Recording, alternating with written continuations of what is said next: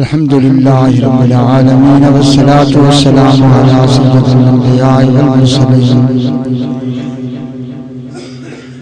أكرم الأولين والآخرين رحمة للعالمين شفيع المذنبين وعلى آله الطيبين الطاهرين وأصحابه المكرمين.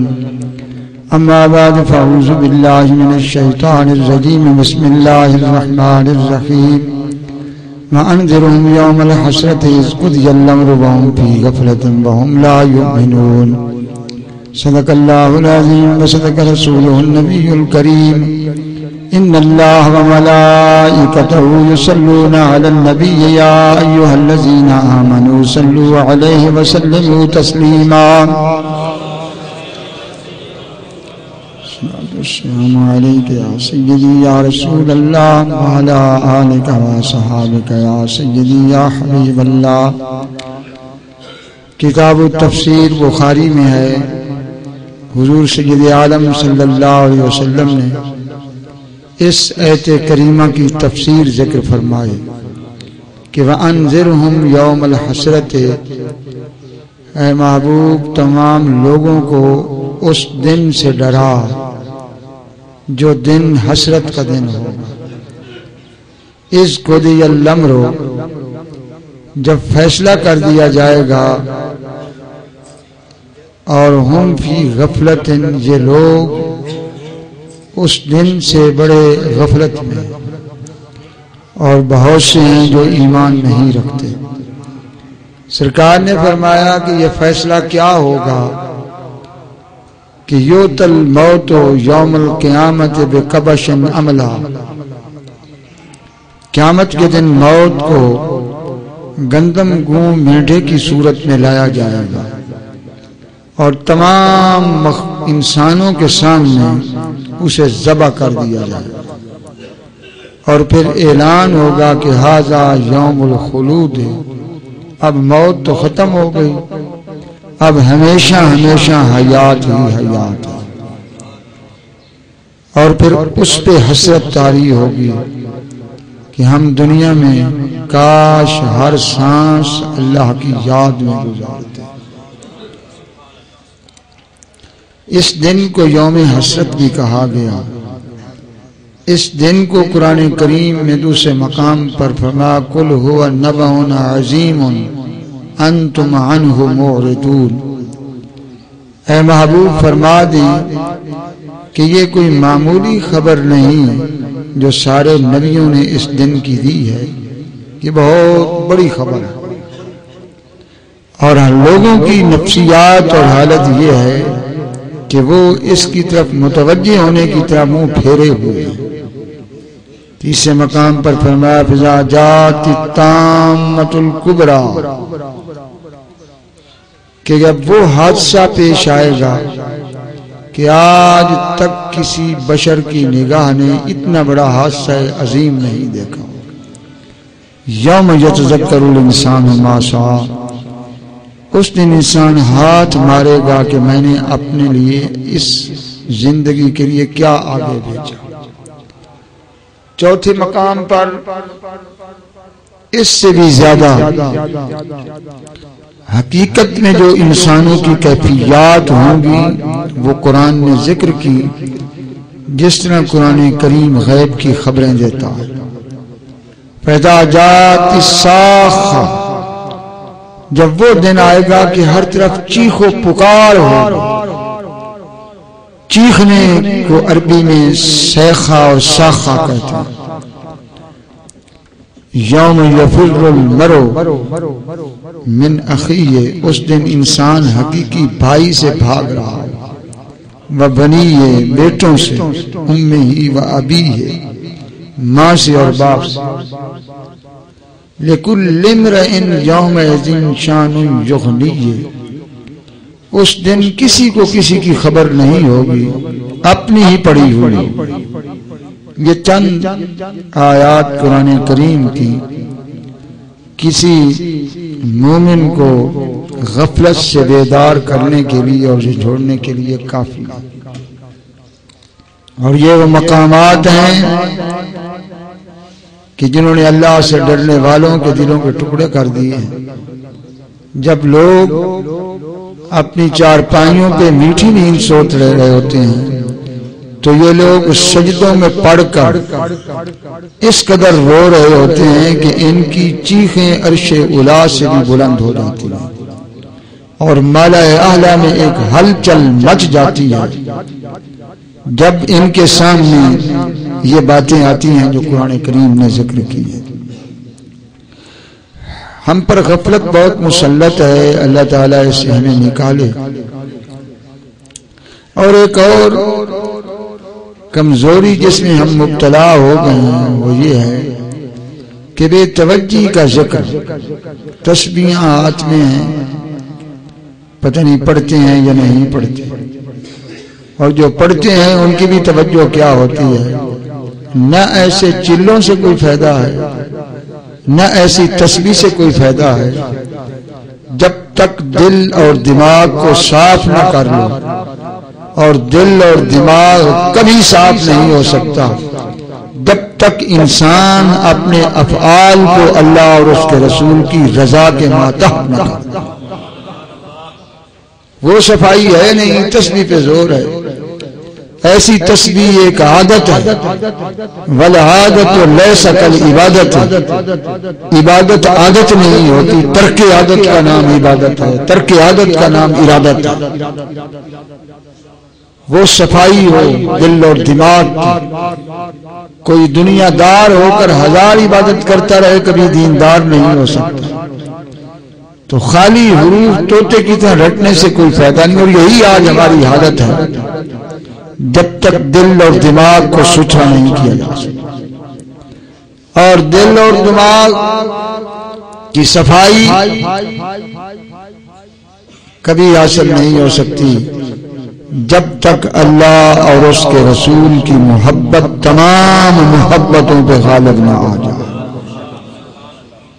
کوئی اور عمل نہیں ہے کہ جو دل اور دماغ کو صاف۔ ثلاثۃ من کن فیہ حلاوۃ الایمان، تین چیزیں جس میں ہوں گی، سرکار فرماتے ہیں کہ ایمان کا مٹھاس پا لے، سرفرست ان یکون اللہ ورسولہ احب الیہ مما سواہما، کہ اللہ اور اس کا رسول اسے ہر چیز سے محبوب ہو جائے۔ یہی فرق ہے۔ اتباع محبت کے ساتھ ہے تو اعلی ایمان ہے، اتباع بغیر محبت کی ہے تو منافقت ہے۔ منافقت اور ایمان میں کوئی چیز تمیز نہیں کر سکتی، اگر کر سکتی ہے تو فقط محبت ہے جو ایمان اور نفاق میں فرق کر سکتی۔ اور یہی ترہ امتیاز ہے اصحاب رسول کا۔ ان کو گھروں میں چین نہیں آتا تھا، بیوی بچوں کے پاس چین نہیں آتا تھا جب تک دوبارہ حضور علیہ الصلوۃ والسلام کے رخ انور کا دیدار نہیں کر لیتے تھے۔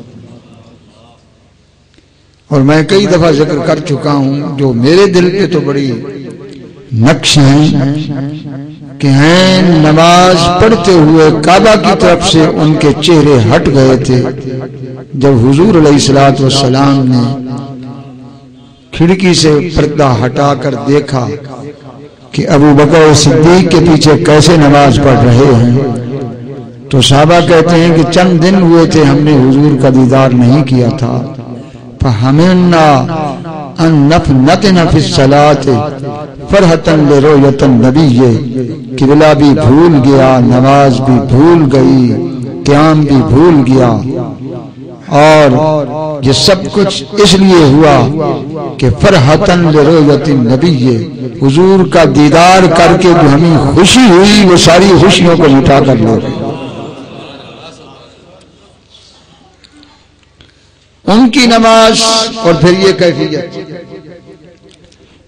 اب وہ ماحول نہیں رہے، نہ وہ دل کی ترجیحات رہی ہے۔ ہمارا مطالعہ، ہمارے میڈیا، ہماری کتب، ہماری اولاد پیدا ہو، سب میں ہماری کوشش یہ ہے کہ پرانا طریقہ نہ ہو، جدت کرے۔ نئے نام نکالیں جو کسی لغت میں بھی نہیں ملتے، نام بھی اولاد کے نئے نئے، پرانے نہیں، اور ہر کام کے اندر نیا پن، تاکہ میں دوسروں سے پروجیکشن میں علیحدہ ہو جاؤں۔ تو زمین بھی پرانی ہے، نکل جائے اس میں سے، آسمان بھی پرانا ہے، اس کے نیچے بھی نکل جائے، یہ سورج بھی پرانا ہے، یہ رات اور دن بھی پرانا ہے، اگر نیا پسند ہے تو کوئی اور جہاں تلاش کر جہاں یہ سارا نظام نیا نہ ہو، پرانا نہ ہو، نیا ہو۔ اگر رہتا خدا کی زمین میں ہے اور آسمان کے نیچے اسی سورج اور چاند کے نیچے، تو پھر تجھے خیال ہونا چاہیے اگر تیرا زمانہ اتنا اچھا ہوتا تو خدا کا محبوب نہ کہتا کہ سب سے بہتر زمانہ میرا زمانہ ہے۔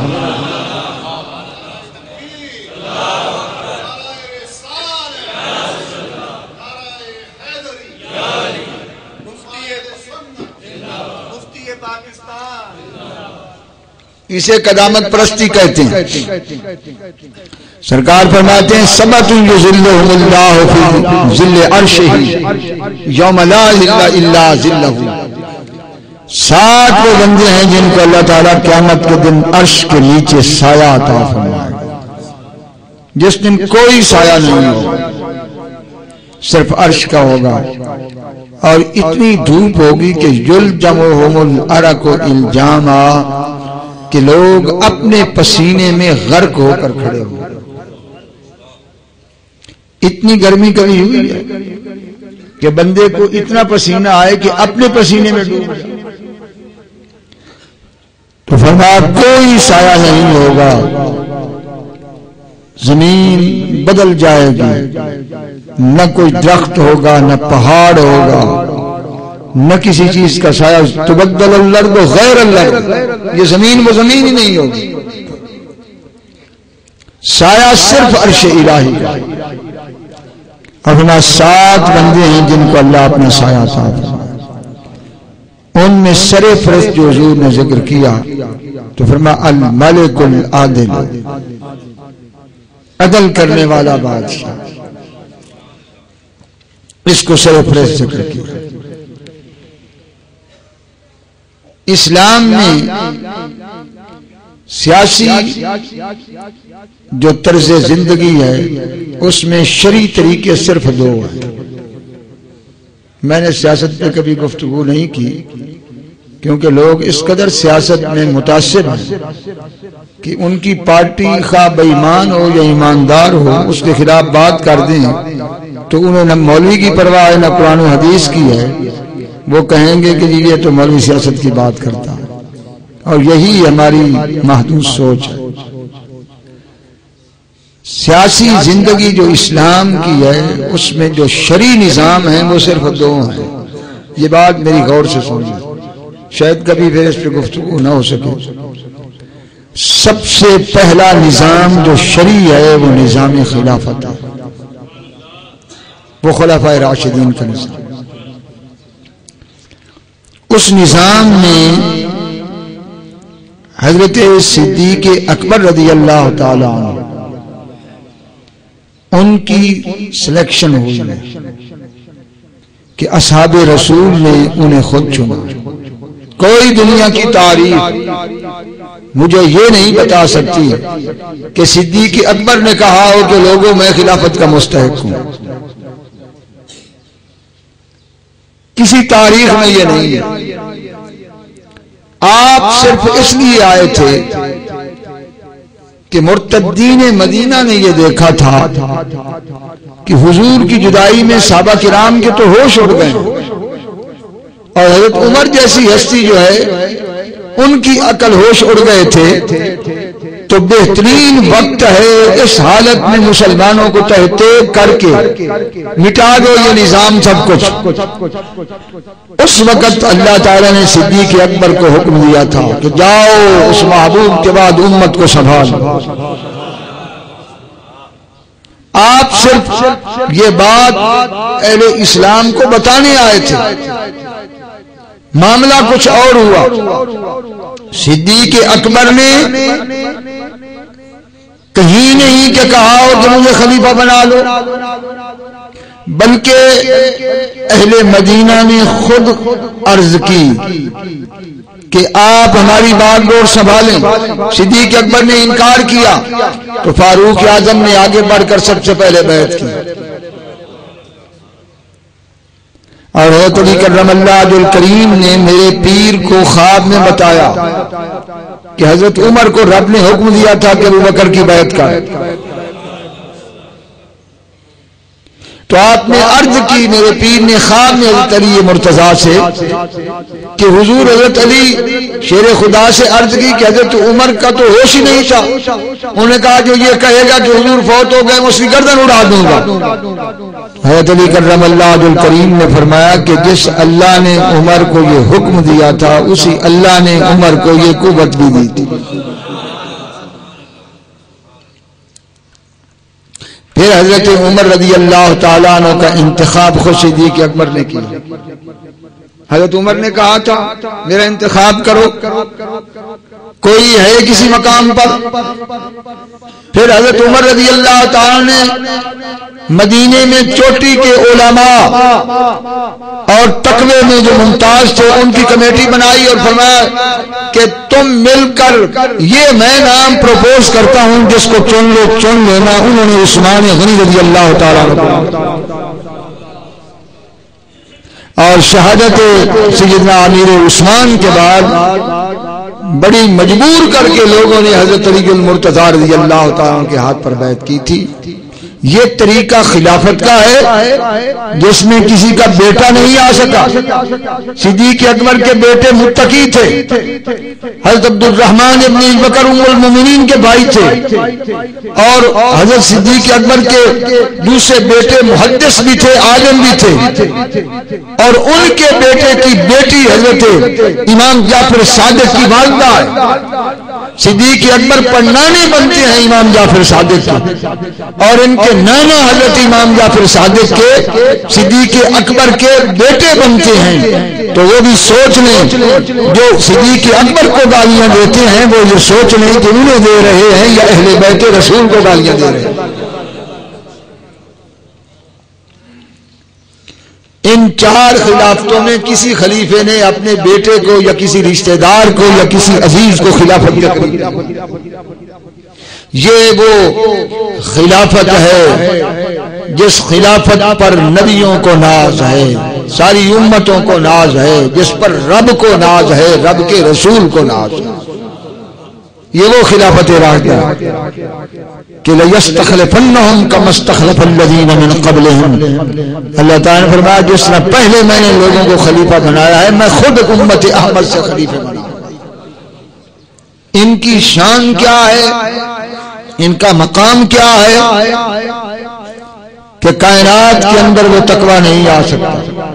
28 لاکھ مربع میل کا خلیفہ ہو کر ایک صحابی کہتے ہیں کہ حضرت عمر جب منبر پر چڑھے تو ان کے قمیص میں 14 پیبند لگے ہوئے تھے، جن میں 60 پیبند موٹے چمڑے کے تھے، سرخ چمڑے.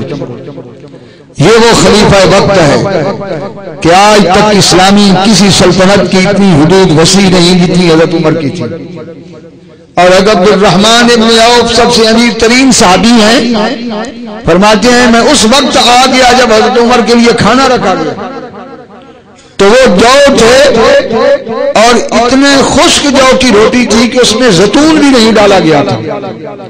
اس کا ایک لقمہ حضرت عمر نے مجھے کہا آؤ میرے ساتھ کھانا کھاؤ. ایک لقمہ میں نے توڑ کر ڈالا، چبا چبا کر وہ لقمہ میری ہمت نہیں پڑی کہ میں اس کو گلے سے نیچے اتاروں، یہاں تک کہ میرے آنسو آ گئے.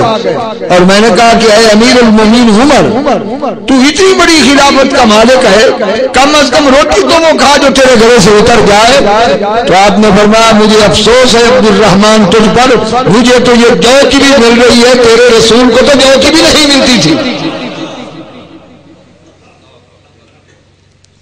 ہے کوئی مثال؟ صدیق اکبر کا مثال ہونے لگا تو گھر میں پیسہ نہیں ہے کہ چراغ کے اندر تیل ڈالا جائے. امیر المومنین ہے، خلیفۃ المسلمین ہے، گھر میں اتنی لکڑی نہیں ہے کہ مثال کے وقت چراغ میں تیل ڈالا جائے. اور اندھیرے کے اندر مثال ہے. یہ وہ خلیفۃ المسلمین ہے، صدیق اکبر ہے، یہ وہ فاروق اعظم ہے جس کے دور میں روم جیسی سلطنت جو 12 صدیوں سے سپر پاور تھی، 1.5 مہینے میں خالد ابن ولید نے رگڑ کر رکھ دیا، اور 70 میل کا وہ صحرا جس کو گھوڑے بھی عبور نہیں کر سکتے تھے، اونٹوں کو ذبح کر کے ان کی اونٹیوں سے گھوڑوں کو پانی پلایا گیا، اور پیاسے اور بھوکے صحابہ کرام نے جا کر روم پر حملہ کیا، اور ان کی 12 لاکھ سے زیادہ فوج تھی، 1,40,000 صحابہ تھے، اور ایسے رگڑ کر رکھ دیا 1.5 مہینے کے اندر سپر پاور کو کہ نہیں پرواہ بھوک کی نہیں پیاس کی، تو لی ان کی ٹھوکر سے صحرا و دریا، سمٹ کر پہاڑ ان کی ہے بس رائی، یہ غازی یہ تیرے پرسرار بندے جنہیں تم نے بخشا ہے ذوق خدا.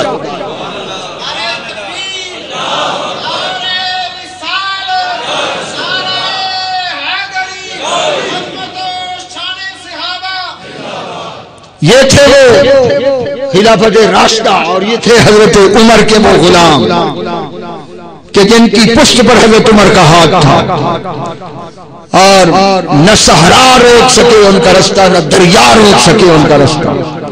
پہاڑوں کی چوٹیوں کو کاٹ کے رکھ دیا، پاؤں کے چمڑے اکھڑ گئے، اجرس کی سرزمین تک اسلام کا پھیرا لہرا کے رکھ دیا. یہ وہ صحابہ تھے.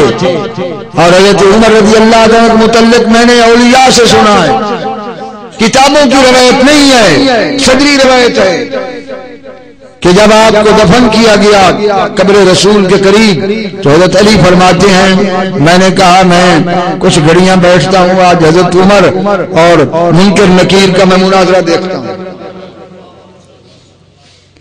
تو آ گئے، فرشتوں نے سوال جواب کیے، حضرت عمر نے بغیر کسی گھبراہٹ کے جواب دے دی.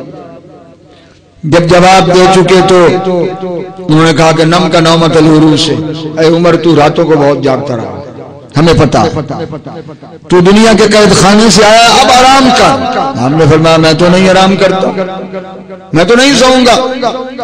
انہوں نے کہا کہ یہ اللہ کا حکم ہے. تو آپ نے فرمایا ٹھیک ہے اللہ کا حکم ہے، میں ادھر قبر میں سو جاؤں اور جو باقی حضور کی امت ہے ان کو قبر میں تم ڈراتے رہو اور عمر سویا رہے.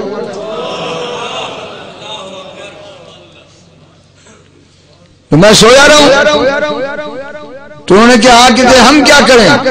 کہا وعدہ کرو میرے ساتھ، آج کے بعد جس ڈراؤنی صورت میں میرے سامنے آئے ہو کبھی قیامت تک حضور کے کسی امتی کے سامنے صورت بنا.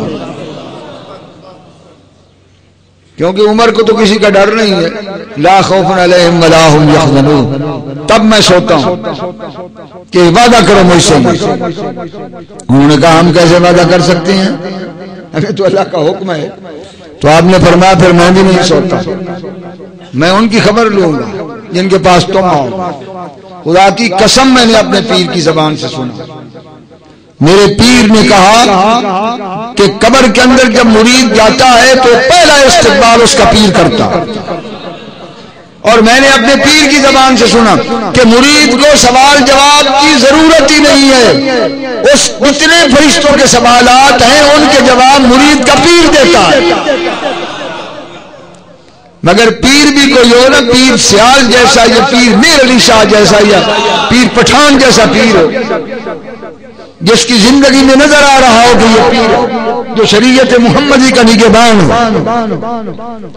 تو حضرت علی کرم اللہ وجہ الکریم نے جب یہ منظر دیکھا تو بے اختیار آپ کی زبان سے یہ بات نکلی کہ رحم اللہ یا امیر المومنین، اے امیر المومنین اللہ تجھ پہ رحم کرے، قد نفعتنا فی الدنیا،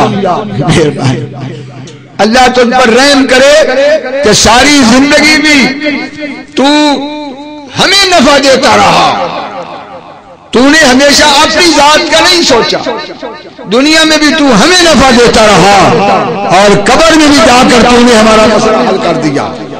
نفعتنا فی الدنیا و نفعتنا فی الآخرہ، تو نے دنیا میں بھی ہمیں نفع دیا اور آخرت میں بھی ہمیں نفع دیا۔ یہ ہے وہ خلافت جس خلافت پر رب کو بھی ناز ہے، عرش کو بھی ناز ہے، اللہ کے محبوب کو بھی ناز ہے۔ کاش یہ عذاب ہم نہ دیکھتے جو دیکھنے میں آ رہا کہ خلافت راشدہ وہ پوری زندگی ان کی وہ قانون، وہ شریعت، وہ نظام موجود ہے، ایک ایک چیز موجود ہے، لیکن یہ شیطان تیار نہیں ہے کہ اس کو قبول کریں، ان کی ترجیحات کچھ اور ہیں۔ میرے حضور کو اسلامی نظریاتی کونسل میں منت کر کے جنرل ضیاء الحق نے کہا تھا کہ آپ مجھے پورا شریعت کا مسودہ بنا کر دیں۔ آپ نے 2.5 سال میں پورا نظام اسلام قرآن و حدیث کی روشنی میں، یہ نہیں کہ نیا بنانے کی ضرورت ہے، وہ سب کچھ موجود ہے، آپ نے کچھ اور علماء کے ساتھ وہ بھی تھے مکمل کر کے دیا۔ تو جنرل ضیاء الحق نے کہا جی مجھے 17 مہینے دے دیں تاکہ اس نظام کے نفاذ کے لیے لوگوں کے ذہنوں کو تیار کر لیا جائے۔ آپ نے فرمایا کہ اللہ تعالیٰ قرآن کریم میں فرماتا ہے کہ الیوم اکملت لکم دینکم واتممت علیکم نعمتی، کہ میں نے دین مکمل کر دیا ہے اور تو مجھ سے 17 مہینے مانگتا، تو 17 مہینے کی بات کرتا ہے، میں تجھے 17 منٹ بھی نہیں دے سکتا، یہ میرے اختیار میں نہیں ہے۔ اگر نافذ کرنا ہے تو خدا کے قانون کے لیے دیر کی کیا تمہیں گنجائش ہے؟ اس نے کہا جی یہ لوگوں کے ہاتھ کٹیں گے، یہ ہوگا، تو پہلے ان کے ذہن تیار کرے۔ آپ نے فرمایا کہ یہ ہے استعفیٰ میرا، ایسے لوگوں کے لیے ہم کبھی اسلامی نظام نہیں پسند کرتے کہ جو 17 مہینے مانگنے والے ہیں، اور آپ استعفیٰ دے کر چلے آ۔ ایک یہ خلافت راشدہ جو شرعی اور جس پر ناز ہے اور جس پر ملائکہ کو ناز ہے، آسمان والوں کو ناز ہے، وہ ہے یہ خلافت راشدہ۔ اور دوسرا شرعی نظام جو اسلام میں ہے وہ ملوکیت ہے، جس کو یہ لٹیرے آج کل ڈکٹیٹرشپ کہتے ہیں۔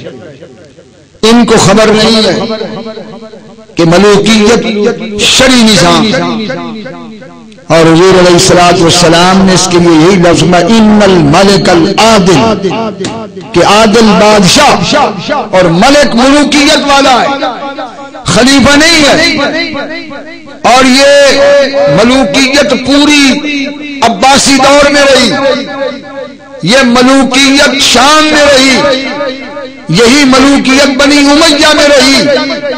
جتنی حدیث کی کتابیں لکھی گئیں، جتنی تفسیر کی کتابیں لکھی گئیں، جتنی شریعت اسلامی کی فقہ کی تدوین ہوئی، اور جتنے چاروں امام پیدا ہوئے، یہ دور خلافت کے نہیں، یہ دور ملوکیت کی ہے جو پیدا ہوئے۔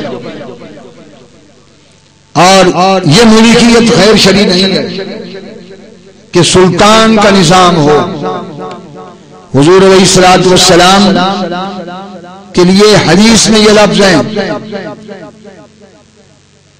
کہ مولدہ بمکہ تھا، کہ حضور کی جائے ولادت مکہ ہے،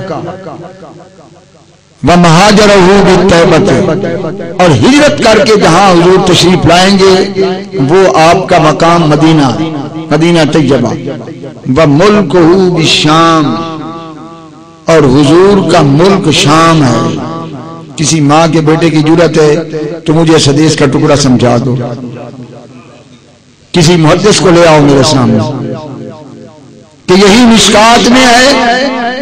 اور حضرت عبداللہ ابن سلام کہتے ہیں مشکات میں ہی نہیں، ہماری انجیل میں بھی یہ لکھا ہوا کہ وہ رسول جو یہ شان والا ہے اس کی جائے ولادت مکہ ہوگی، اور اس کی جائے ہجرت مدینہ ہوگی، اور ملک ہوگی شام، اور اس کی سلطنت شام میں ہوگی۔ تو شام میں کب کس کی حکومت رہی ہے؟ شام میں کثرت کے ساتھ حکومت حضرت امیر معاویہ رضی اللہ تعالیٰ عنہ کی رہی ہے، اور حضور نے اس सल्तनत को मुल्क बिशाम हुजूर की तरफ मंसूब किया गया है, तो अब तुम्हारी क्या जरूरत है कि तुम ये कहो कि मलूकियत गैर शरई है? अगर गैर शरई है तो खिलाफत राशिदा को एक तरफ रखो, उसके बाद हिंदुस्तान तक जितनी इस्लामी हुकूमतें रही हैं उनमें मुझे एक बताओ कि जो मलूकियत का निजाम यहां सबसे ज्यादा 1000 साल तक हिंदुस्तान में इस्लामी शरीयत का निफाज रहा, और ये क्रेडिट जाता है औरंगजेब आलमगीर को, जिसका फतवा आलमगीरिया आज भी मौजूद है। ये आपका कोड ऑफ पाकिस्तान और पाकिस्तान लॉ, ये उस फतवा आलमगीरिया के सामने दो सतरें ही नहीं बनती जो तुमने घड़ कर बनाया है। और फतवा आलमगीरिया वो है कि जिसने साहबा हजरत उमर के निजाम से लेकर उसके बाद जैसे सल्तनतें वसी होती गई उन उलमा के जरिए तैयार किया गया। शेख अहमद ने फतवा आलमगीरिया तैयार किया था, मक्के के अंदर वो तवाफ कर रहे थे तो कुछ लोग आए, उन्होंने कहा कि आपने 500 कुरान करीम की आयात की तफसीर फलां किताब में जिक्र की है जिसमें पूरे इस्लामी अहकाम जो रब ने ऑर्डर दिए हैं वो जमा किए हैं, उनकी हमें तफसीर बता दें। फरमाया मैं तवाफ करता रहूंगा, तुम मेरे साथ लिख। ये वो हस्तियां हैं औरंगजेब ने उनको हेड बनाया था। तो ये निजाम 1000 साल तक यही चलता रहा।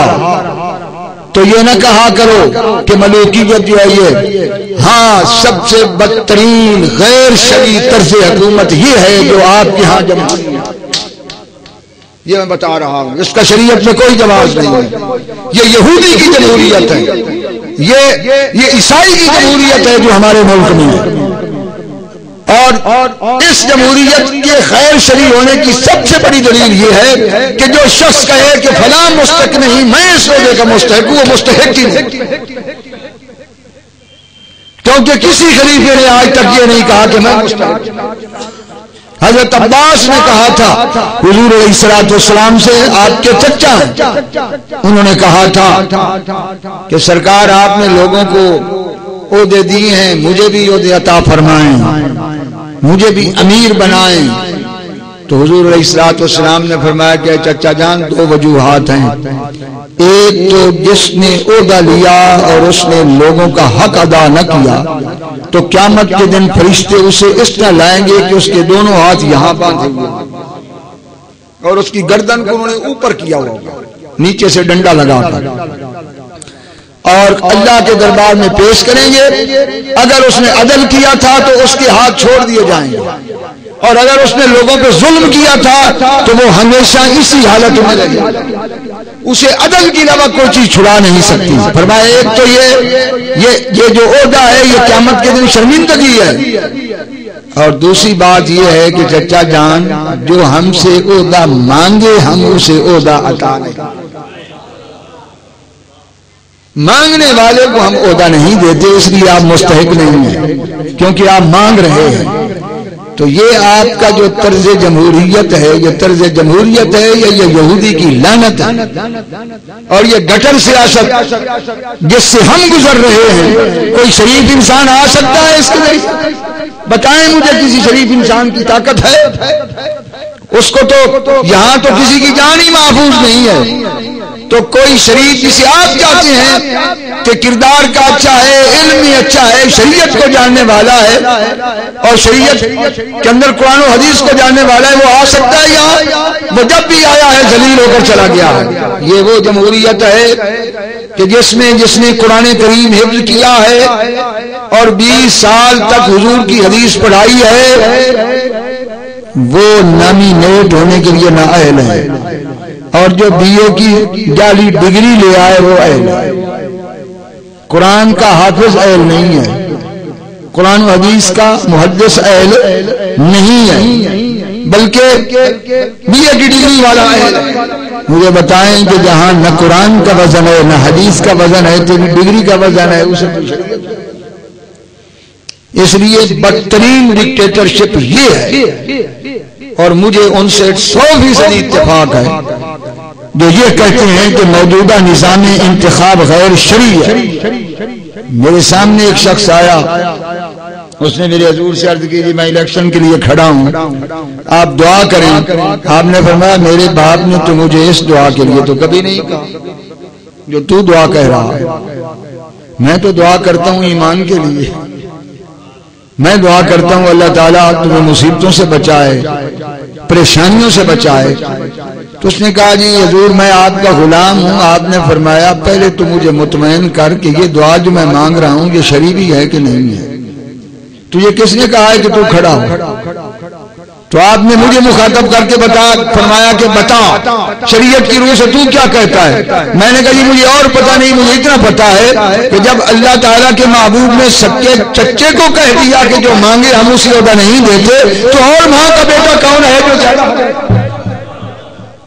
اس لیے پہلے بات پر ہی ختم ہو گیا معاملہ۔ آئندہ جمعہ انشاءاللہ 2:15 بجے پہلا الملک العادل، سرکار نے فرمایا جو عدل کرنے والا بادشاہ۔ دوسرا فرمایا رجل شاب نشا فی عبادت اللہ، وہ نوجوان جس نے اٹھتی ہوئی جوانی میں اللہ کی عبادت کی۔ اور تیسرا فرمایا رجل تحابا فی اللہ اجتماع علیہ وتفرقا علیہ، دو ایسے بندے جن کی دوستی کسی اور وجہ سے نہیں، اللہ اور اس کے رسول کی وجہ سے۔ یہ اہل سنت کی آپس میں دوستی، ایک بزرگ سے نسبت ہے اور نسبت کی دوستی، پورے اہل اسلام کی دوستی۔ فرمایا ان کو بھی اللہ عرش کے نیچے جگہ عطا فرمائے۔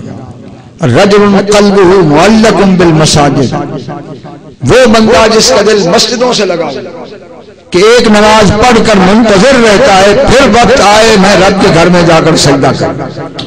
سرکار فرماتے ہیں میں نے اسے عرش کے نور کے نیچے ڈوبا ہوا دیکھا، اور جبریل سے پوچھا کہ یہ کون ہے؟ ان کا یا رسول اللہ رجل قلبہ معلق بالمساجد، آپ کی امتی ہے اور اس کا دل مسجدوں سے لٹکا ہوا۔ ورجل ذات امرأة ذات منصب وجمال فقال انی اخاف اللہ، وہ پاک دامن شخص جس کو کسی خاتون نے برائی کی دعوت دی تو اس نے کہا بھائی میں تو اللہ سے ڈرتا ہوں، میرا اللہ دیکھ رہا ہے۔ اللہ تعالیٰ اسے عرش کے نیچے سایہ عطا فرمائے۔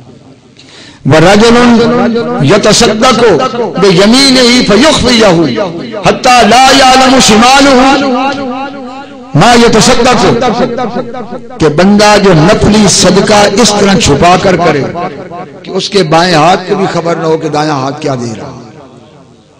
ہم تو وہاں پھینکتے ہیں نا، کھڑے ہو کر پیسے پھینکتے ہیں تاکہ سارے دیکھیں، بھائی ویسے ہی دے دو اس کو۔ یہ کیا طریقہ ہے کہ اوپر سے پھینکو سارے دیکھیں کہ یہ پھینک رہا۔ بہرحال شریعت یہ ہے کہ زکوٰۃ دو تو علل اعلان دو تاکہ ہر ایک کو فرض ادا کرنے میں توجہ ہو۔ صدقہ فرضی دو تو ظاہر کر کے دو، صدقہ نفلی دو تو ان تبدوا الصدقات فنعما ہی وان تخفوها وتؤتوا الفقراء فهو خير۔ اگر صدقہ ظاہر کرو تمہارے لیے بہتر ہے، اور اگر چھپا کر فقراء کو دو تو تمہارے لیے اور بہتر ہے۔ تو ان کی تفسیر یہ ہے کہ صدقہ فطر ہو، صدقہ زکوٰۃ والا ہو، فرض واجب ہو تو علل اعلان دو تاکہ دوسرے لوگوں کو بھی رغبت ہو کہ یہ زکوٰۃ دے رہا ہے، اور صدقہ نفلی جو ہے وہ چھپا کر دے۔ اور ساتواں فرمایا رجل ذکر اللہ خالیا ففاضت عیناہ، وہ بندہ جو اکیلے رب کا ذکر کر رہا تھا، کوئی اسے دیکھ نہیں رہا تھا، تو اپنے گناہ یاد کر کے رب کی رحمتیں نعمتیں اس کے آنکھوں سے آنسو بہہ پڑے۔ اور یہ وقت نکالنا چاہیے، بہترین وقت تو پچھلی شب ہے، اللہ تعالیٰ سب کو نصیب کرے۔ جب اعلان ہو رہا ہوتا ہے کوئی ہے مانگنے والا، کوئی ہے رزق طلب کرنے والا، کوئی ہے مغفرت چاہنے والا، کوئی ہے مصیبت میں مبتلا، کوئی ہے ایسا، کوئی ہے ایسا۔ سرکار فرماتے ہیں کہ فجر کی طلوع ہونے تک، آذان فجر تک پچھلی شب اللہ تعالیٰ ہاتھ پھیلا کر یہ اعلان فرماتا رہتا ہے۔ تو یہ 7 بندے ہیں جن کو سرکار نے فرمایا اللہ عرش کے نیچے جگہ عطا فرمائے گا۔ اللہ ہم پر کرم کرے، رحم کرے، اور اللہ تعالیٰ ہمیں انہی غلامان مصطفیٰ میں شامل کرے کہ کل قیامت کے دن جن کو اللہ تعالیٰ باعزت طریقے سے اپنے عرش کے نیچے کھڑا کرے۔ انہ علی